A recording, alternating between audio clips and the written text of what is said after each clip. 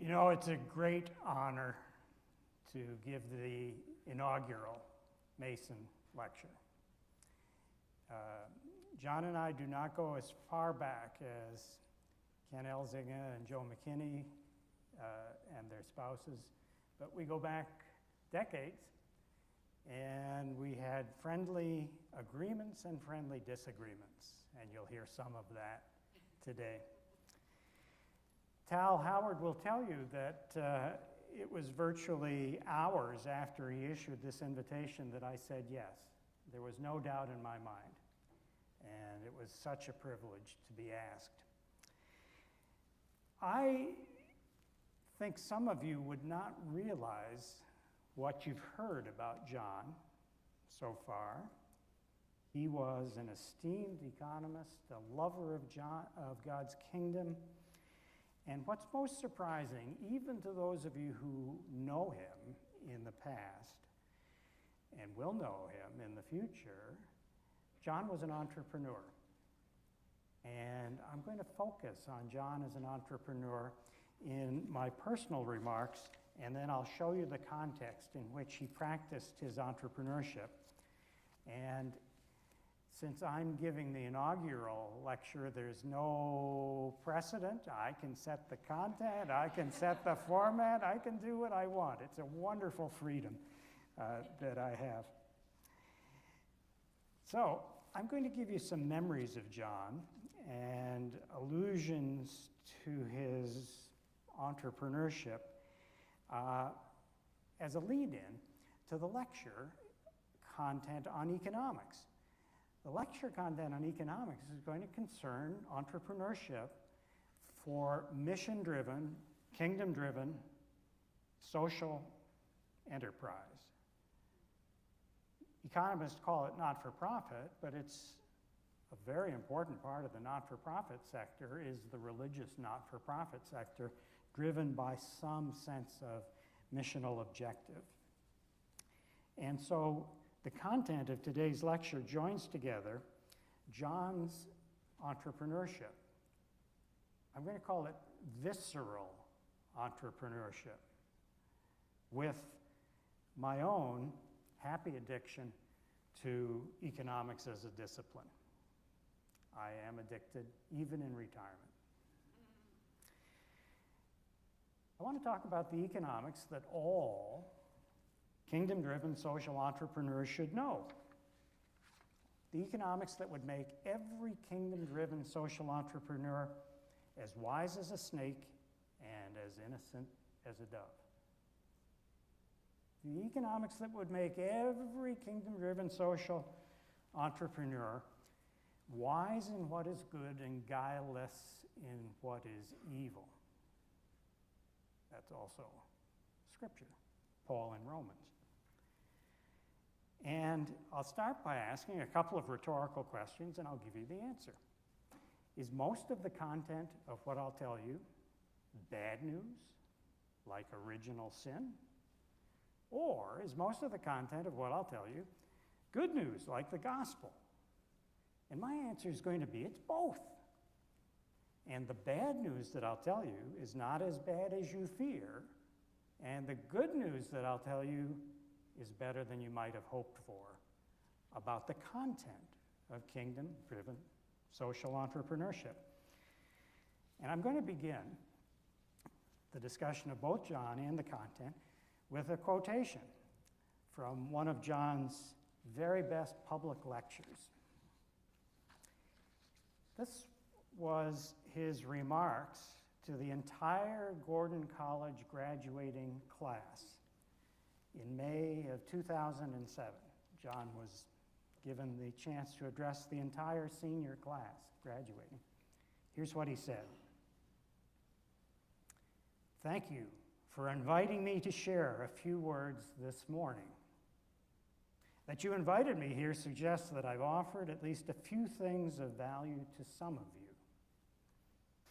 But there are others here who do not know me and may be wondering who this graying duffer sporting a bow tie might be. And parenthetically, this is John's bow tie. This is John Mason's bow tie, tied lovingly by Sherry Mason on my neck. And she said I could have it, but I know many of the extended Mason family cherish these bow ties, so I may give it up. Let's go back to John's talk. So let me introduce myself to this latter group who thinks of me as an old duffer with a bow tie. I am a Christian brother who happens to be an economist. Now, economists might be described as charter members of WAP, the World Association of Party Poopers, WAP. It is our self-assigned task to assess the cost of whatever it is you may want to do, and then, more often than not, caution you that these desires are simply too costly, the ends are just not feasible, and we encourage you to chart a less utopian course. In other words, so we are interpreted. Don't dream so much, and be content with the way things are, we're interpreted to say, in which you may well respond, "Who invited this guy to the party?" But before showing me the door, recall that I'm a Christian economist. And Christians should always be dreaming of new and better ways. He could have said new and better entrepreneurial ways of bringing God's full shalom, a word that John used always, shalom, to every corner of our world. Albeit, I must note, in ways that indeed yield the improvement we seek, i.e. feasibility. John was very aware of how dull economics can seem, but also very aware of how promising it can be, and he practiced it as well. I want to describe him to you personally as a kingdom-driven entrepreneur. Then I want to persuade you that economics is a vital foundation for kingdom-driven social entrepreneurship, and if I can possibly do it, I want to convince you, if possible, in the time that remains, that it's an inspirational way to do kingdom-driven social entrepreneurship. It ought to be that. So, before I get into it exactly, I want to acknowledge that I've had some help in putting together this memorial lecture for John Mason. And the help came from Gordon faculty and from Gordon students, not just from Stephen Smith, but more importantly from Professor Kristen Cooper and from 7 undergraduates at Gordon who co-labored with me Labor Day weekend. Yes, not on Sunday, but Labor Day weekend, 8 hours on Labor Day weekend over the nuts and bolts and sign language and shorthand of this material. And the nuts and bolts and sign language and shorthand is all the wonderful graphics that economists like to explore and all the wonderful terminology that they develop. And you will hear none of it today. But they heard a lot of it. So Professor Cooper, you students who are out here, any who I've missed, would you mind standing up? And I want to applaud you. If no one else does, I want to.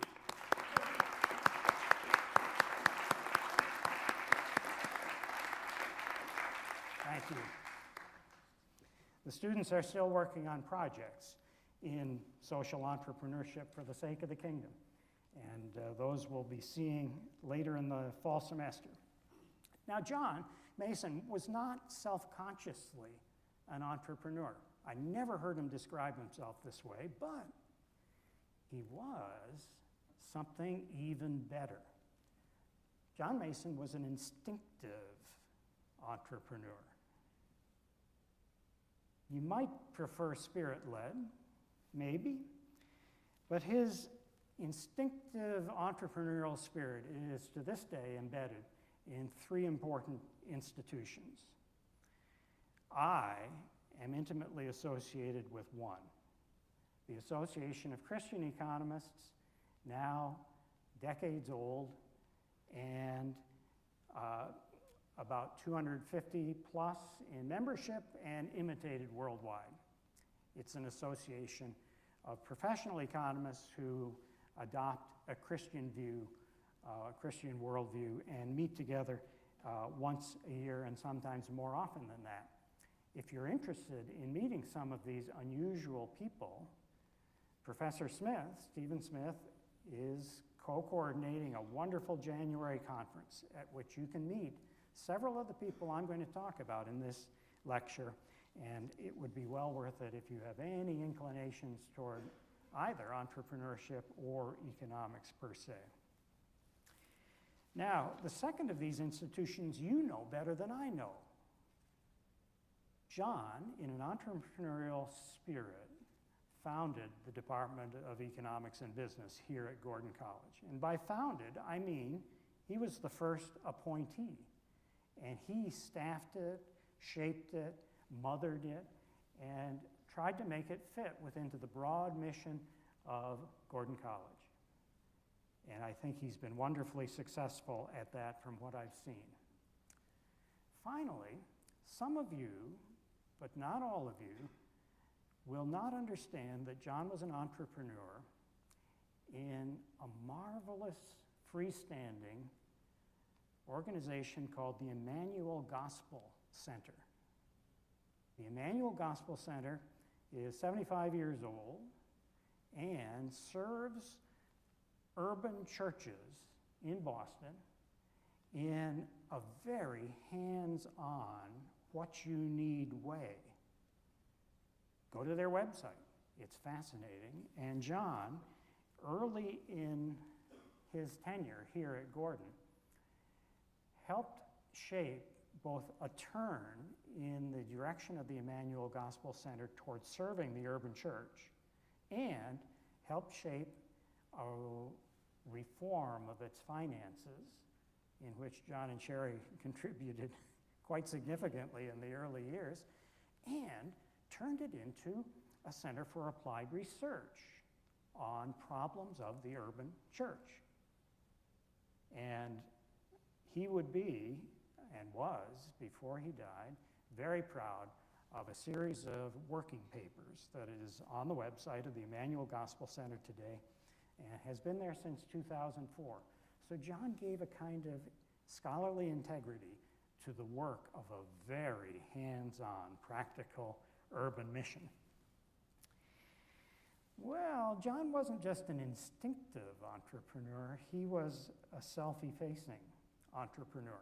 That's why he never used the term about himself. He was a kind of John the Baptist entrepreneur, preparing the way. He must grow greater, I must grow smaller. And this self-effacing part of John's entrepreneurial character impresses me every time I think of it or try to research it. John was never president of the Association of Christian Economists, ever.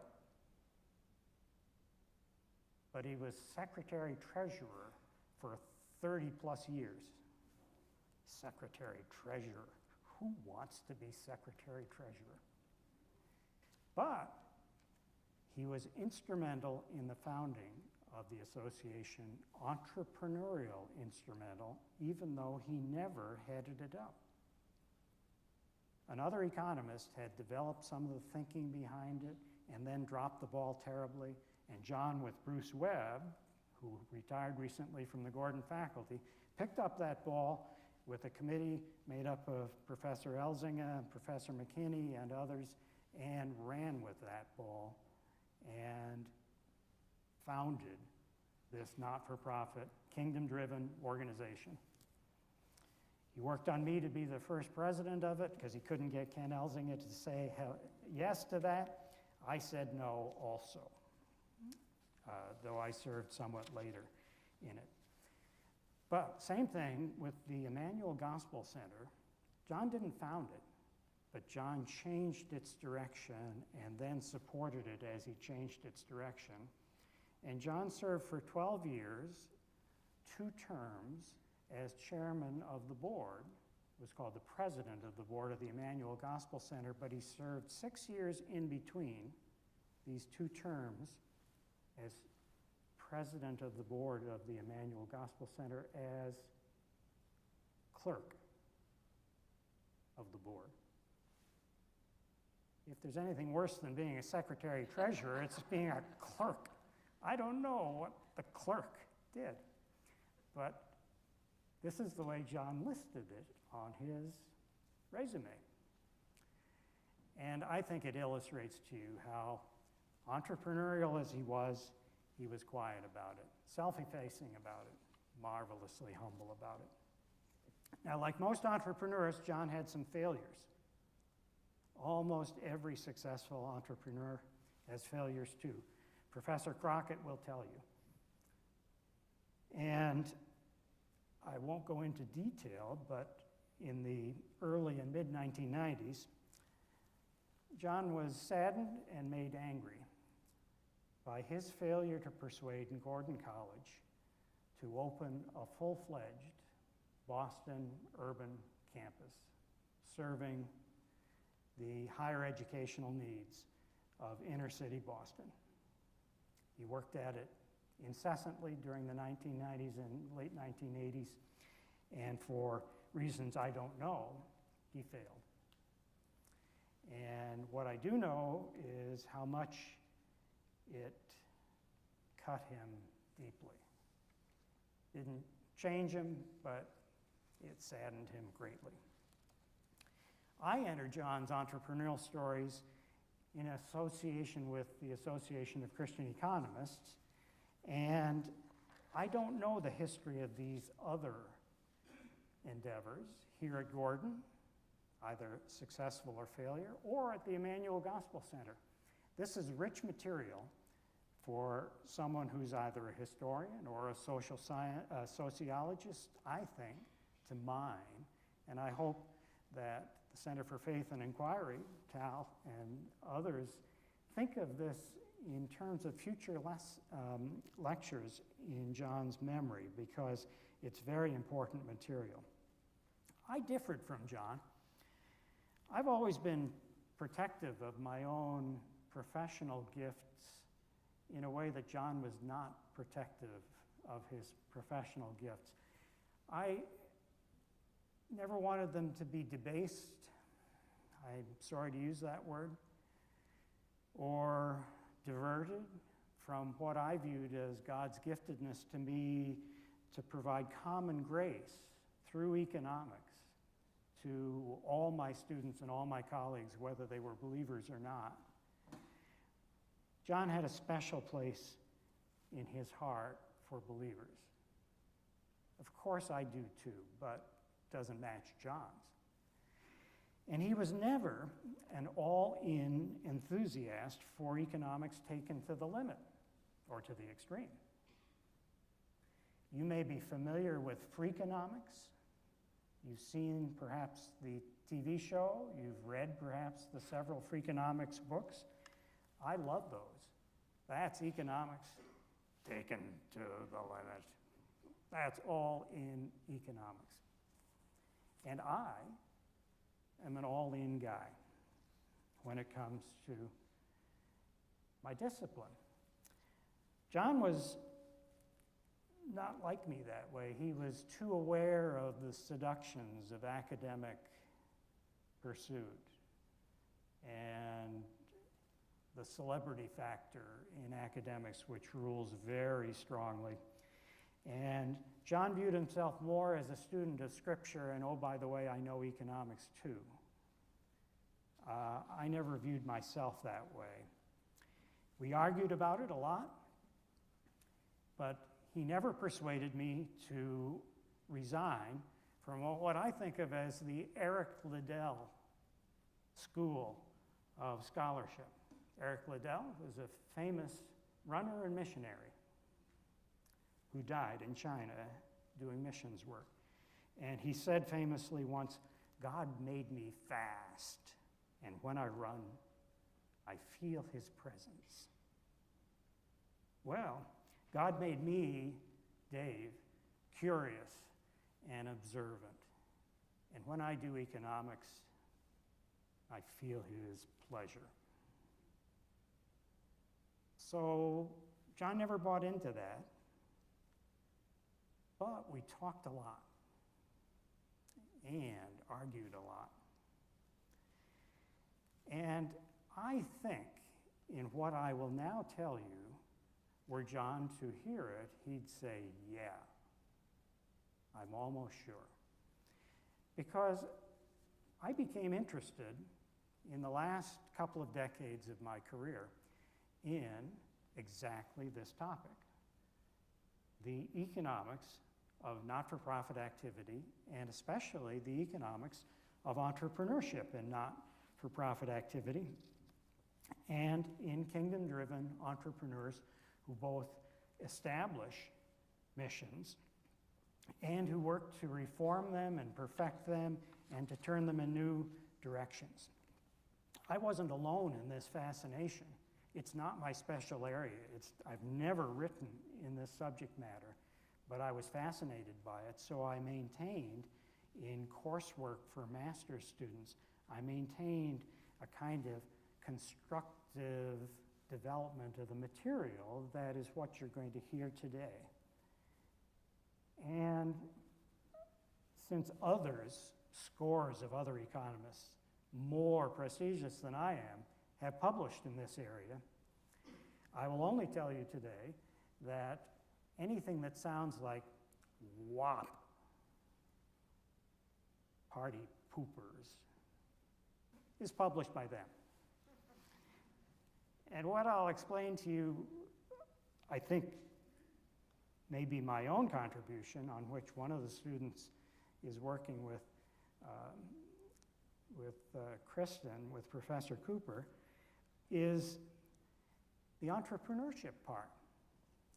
I think I've been able to see how mission-driven entrepreneurship has real shalom potential, exactly the way John thinks of shalom potential. I don't know anybody else in the profession who's thought of it this way. So I'm trying out these ideas on you, and since a number of you are economists, I'm a little worried about how these ideas will be received.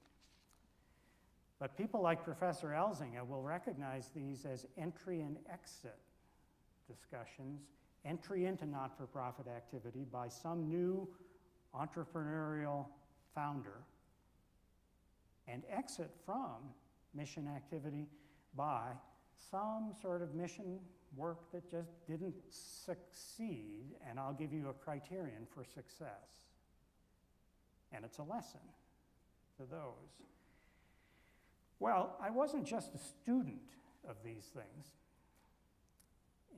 I was also a practitioner. I had the honor of serving on 2 national boards of Christian mission organizations, not-for-profit organizations.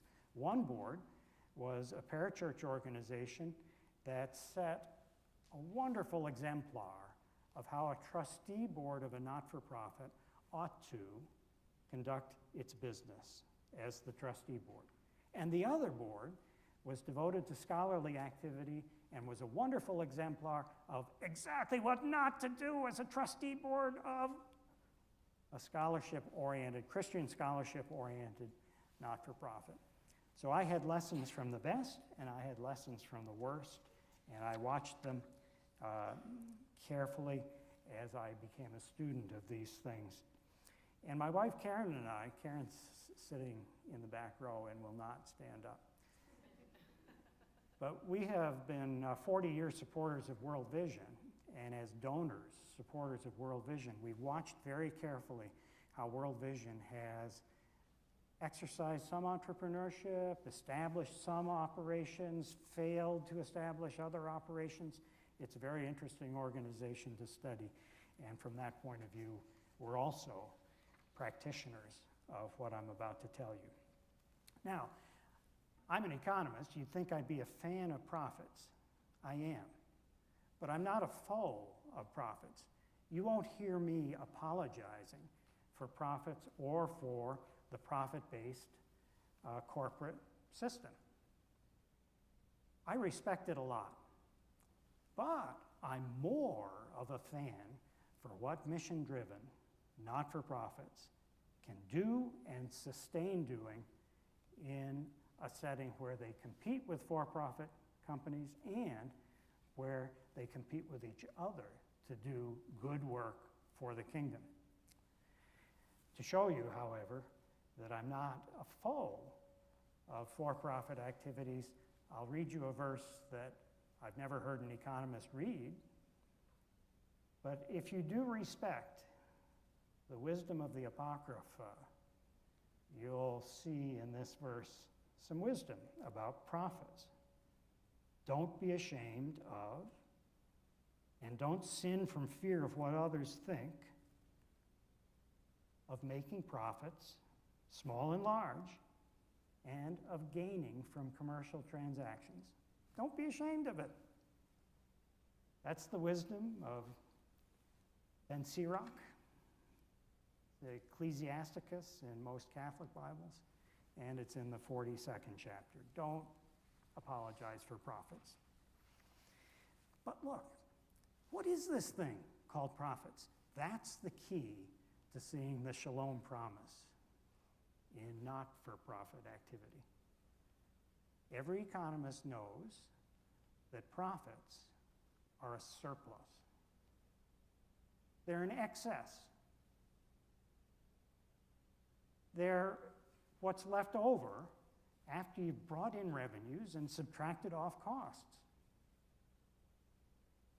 Those of you who are economists should remember that they are a part of the technical thing called surplus. And because they are, there's an opportunity to use them for a different purpose than they're used in the for-profit corporate system. In the for-profit corporate system, they are paid out to the shareholders or the owners in a family-owned firm, and they're paid out to them as a residual, as an excess. They're actually called residuals often because those are the shareholders and the owners. Those are the resources that have put their money on the line, as it were, and taken some of the risk that goes into owning shares. And so some defenses of profits are that these are just a reward for risk. They're compensation for risk bearing. Now, I'm going to pose to you that there's a different purpose to profits when you sit on a trustee board of a not-for-profit organization. And you already know that the extreme form of the defense of profits is something that sounds a little dicey because the extreme form of it is that profits are entirely for the shareholders. That the corporate ethos ought to be maximize profits over the lifespan of a company because that's what profits are. They're the reward to those who take the risks and set up the companies. Now, I find that hard to defend, but I'm not a fan of so-called stakeholder claims on profits. So-called stakeholder claims on profits are usually insider claims to put the profits into the pockets of management or to put the profits into the pocket of some other so-called stakeholder. I'm not a fan either of those who say corporations owe society something, but I am a fan actually of states' new kind of legislation that allows companies to be chartered as so-called benefit corporations as long as it's clear that that's in their charter. And benefit corporations use profits to benefit society as well as earning the profits. And more than half of American states have such legal institutions. I'm okay with that as long as it's above board. Many of you will know about the business as mission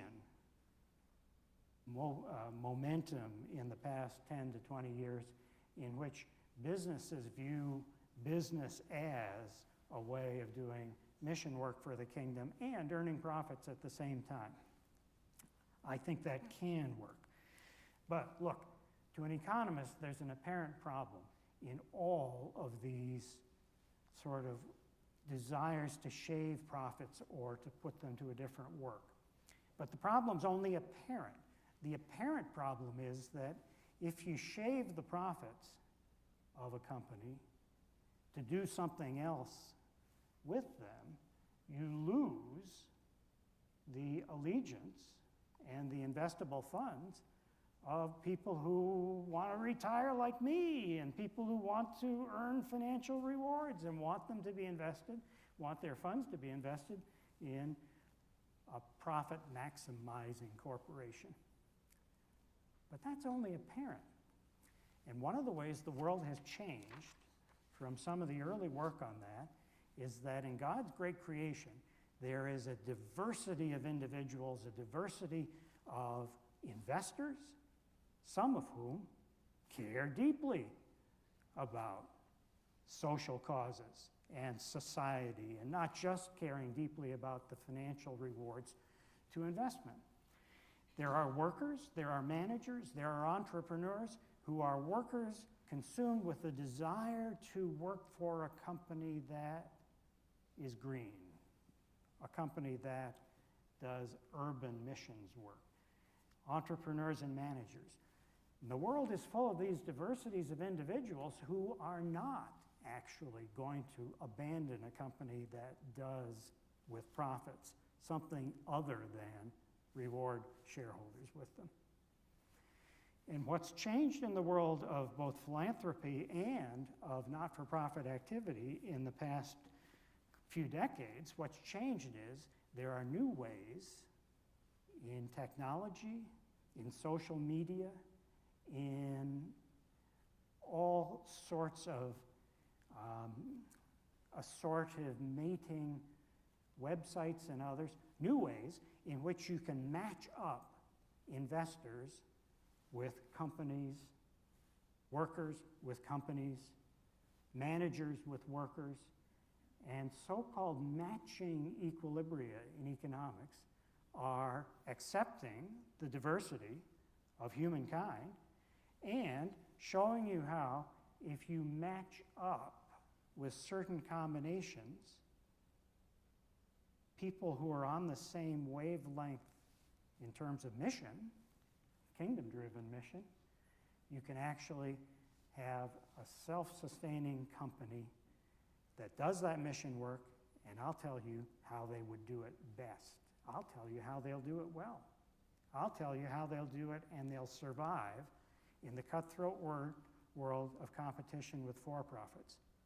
I'll tell you how they'll survive with each other as long as they do the work well. They're driven by mission, they serve the kingdom, they save the world, they save the poor. So let's think about this. Let's think of a pure not-for-profit driven by a kingdom activity. What are they doing? They're doing the maximum good that they possibly can do.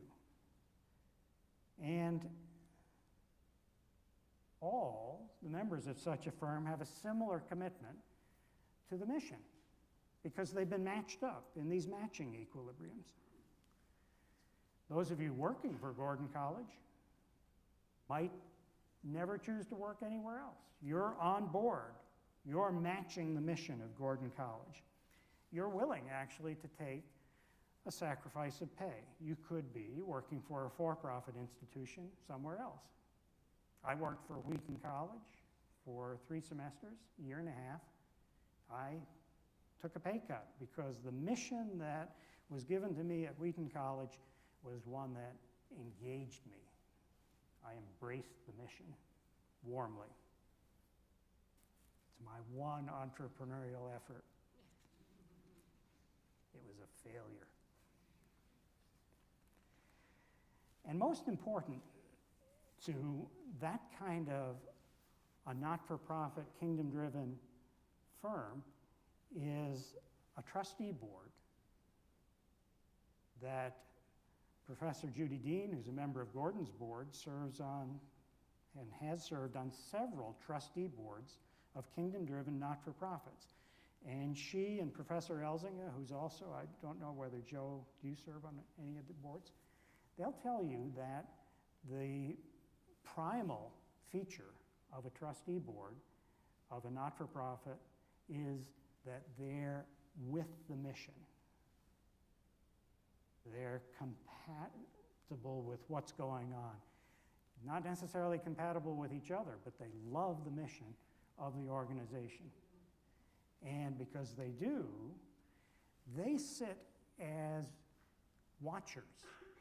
They're actually fiduciaries. If you know this technical word fiduciaries, they're fiduciaries for the vision. They watch whether the vision is being walked out. They watch whether the mission is being done in a feasible way, cost-effective way, and they make sure it is, for a reason I'll show you in a minute. They usually receive no or minimal compensation as board members, and track down now from the trustees through the organization. Think of a worker who's also on board with the mission and willing to. Professor Cooper came in Saturday of Labor Day weekend, came in Monday of Labor Day weekend. Why? Not because she was being paid, but because it was something that engaged her. Now, you think there are not such enough people to be engaged? I think you're wrong. For the modern world, the fields are white for harvest of people who are socially minded, socially conscious, aggressively trying to both found and contribute to kingdom-driven entrepreneurial activity.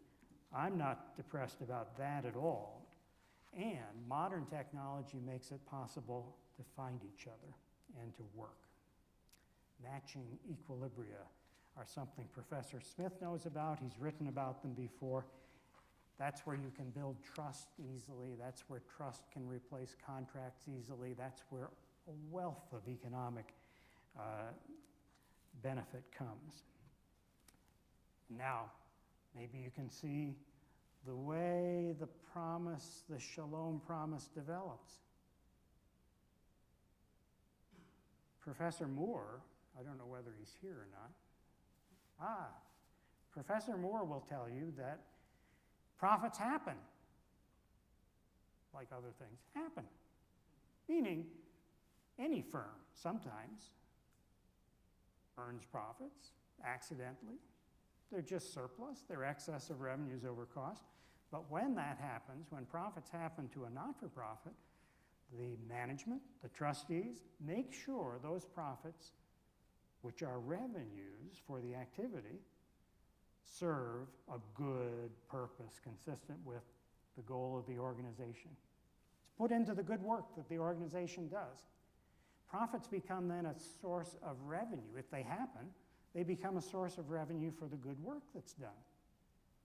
And every not-for-profit, driven by kingdom principles or driven by other principles, uses implicit or incipient profits to advance the good work they do. Now, here's where things become interesting, because advancing the good work means doing more of that good work than you would if you were a for-profit firm.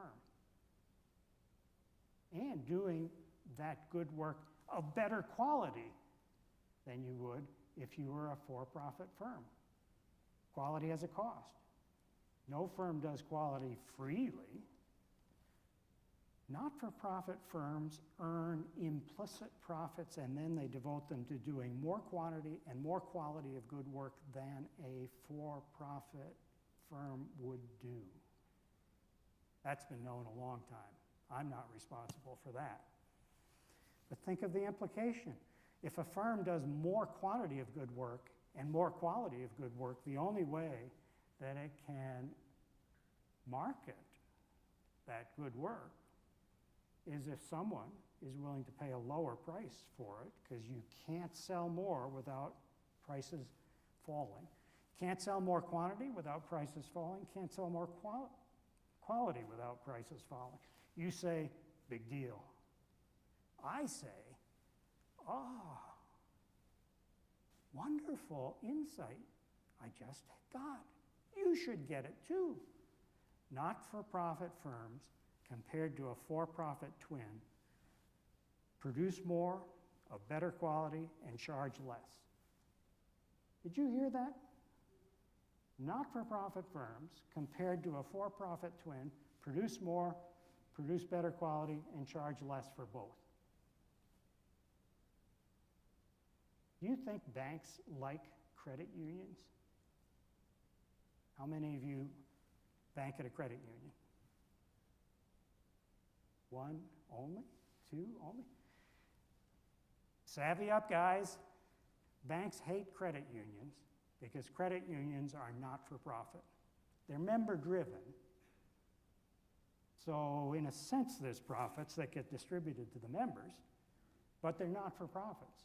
And banks hate credit unions, and they tie them up in all kinds of regulatory loops because credit unions offer you lower cost loans, higher reward deposits, easier transaction fees, lots of friendly service, and banks don't. You know why? Don't get me started. My wife knows that I've been doing estate settlement, and my bank has been quite uncooperative. You know why? For-profit firms have to serve an extra master. You know the familiar saying, right? You cannot serve God and mammon. For-profit firms have to serve God and mammon. For-profit firms are obligated to serve their shareholders by law. And not-for-profit firms don't have any shareholders. Hey, they're free of these cranky, ornery shareholders who bring suits, lawsuits, against the management of the company. Well, there are lawsuits in the not-for-profit world too, but they're like healthy addictions. They can be lawsuits to advance the cause of the not-for-profit. This is arresting when you begin to see it. And it helps us to see, in a sense, how an economist like me could become fascinated by the microeconomics, the economics, small economics, of not-for-profit activity. Because my mind is now going, what does the world look like when not-for-profit firms and for-profit firms are doing similar things? The kingdom-driven one is providing nursing homes for no profit. And then there's a bunch of private nursing homes also. America has more not-for-profit hospitals, even today, than it has for-profit hospitals. What happens when they come together like that? Does one undercut the other? Does one drive the other completely out of business? You'd think so because they're so different, right? How does that work? What exactly motivates a not-for-profit firm at the micro level? And the answer is they're quantity maximizers, quality maximizers, and the trade-off between quantity and quality is determined by the board of trustees, and that's it. Oh, wait a second. What? They've got to cover costs, right? Resources have to be paid for. So, not-for-profit, kingdom-driven activities are quantity and quality maximizers, not profit maximizers, subject to covering costs. Well, subject to covering costs, what does that mean? It means there's a constraint. It means that feasibility enters the scene. But it enters the scene in a way that both economists and investors have become fascinated by as much as I've become fascinated by this subject. To economists, any firm that maximizes quantity, quality of production, and covers its costs ends up with what's called an average revenue exactly equal to average cost. And in a world where the not-for-profits compete with each other to make sure they're maximizing quantity and quality subject to covering costs, investors are watching who does that most cost effectively. Investors and donors, and not-for-profits these days attract both investors and donors, are both looking at how well the firms do it compared to each other. And a firm that has generally lower costs than another firm, though a not-for-profit, is going to attract more donors, more investors, because more good work is being done per dollar of contribution, per dollar of investment. And when you get investors, donors, government contractors also support not-for-profits, when you get them in a room and you ask them, who do you support and why? How has your support changed and why? They'll almost always give you an answer that goes like this. I support firms that deliver the most things that are good for the kingdom and the causes that I care about per dollar of my contributions. I care about what is loosely called bang for the buck. And because I care about bang for the buck, I'm watching for not-for-profits, kingdom-driven firms that deliver maximum good, subject to covering their costs, but I'm looking for the firms who do it at the lowest possible cost, because I'm a missionary. I want to do good work of high quality. And when that happens, firms that are wasteful, slothful, sloppy agape firms, you've heard of sloppy agape firms? They vanish. No one will support them anymore. And when not-for-profit, kingdom-driven firms do things in an ineffective way, donors depart. The board I sat on that was an exemplar of what not to do folded. It's a good thing it folded. Its entire remaining funds went to another not-for-profit who did things better. I've been working to get that done for a long time. I was president of that organization, but I didn't get anywhere until it just folded of its own. So, what happens in a market setting where some firms exit because they do sloppy agape, other firms enter because they have a cost-effective way of doing good work, and a market gets filled up with not-for-profits supported by investors who watch very carefully using Charity Navigator and all kinds of modern ways in which you assess not-for-profit activity. What happens when there's a kind of fullness in the market, what economists call an equilibrium? The answer is, what happens is, you get a number of not-for-profits that leads each one to the firm's own minimum possible average cost.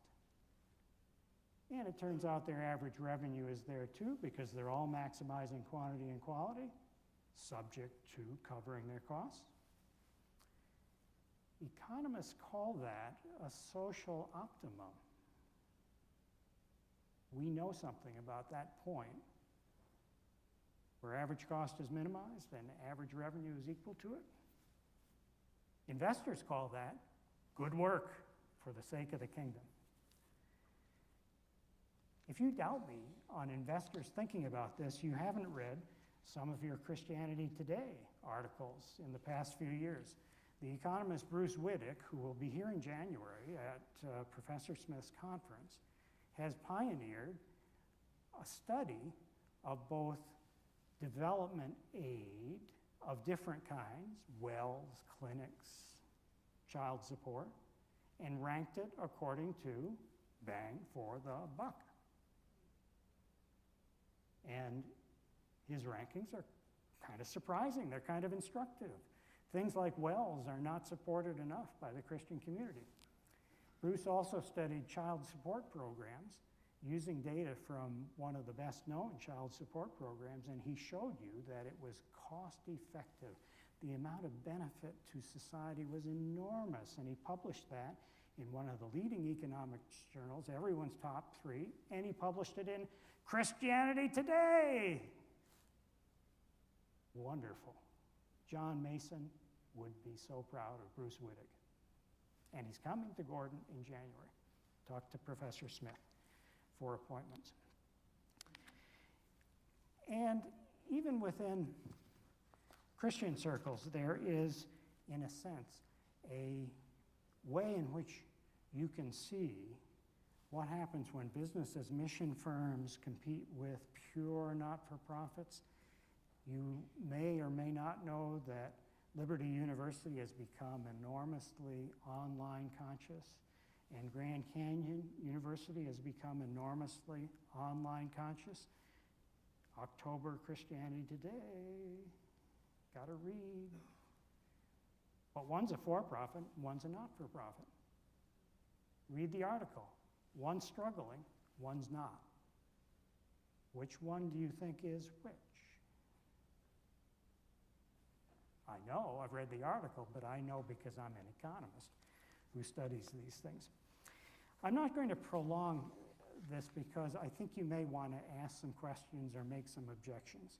But I want to show you both the beginnings of ways of thinking that not-for-profits can use implicit profits for good work. And I want to show you what the rest of the story is, because John Mason would have told you that there's a rest of the story too. And the rest of the story is, you want to be a not-for-profit entrepreneur? Listen to Richardson. He'll try to inspire you to be a not-for-profit entrepreneur, but you need to do 3 other things too, in the spirit of party pooping. You need to study management. You need to especially study management when all your employees have their own visions, and they're all visionaries, and they're all entrepreneurs, but they're employees.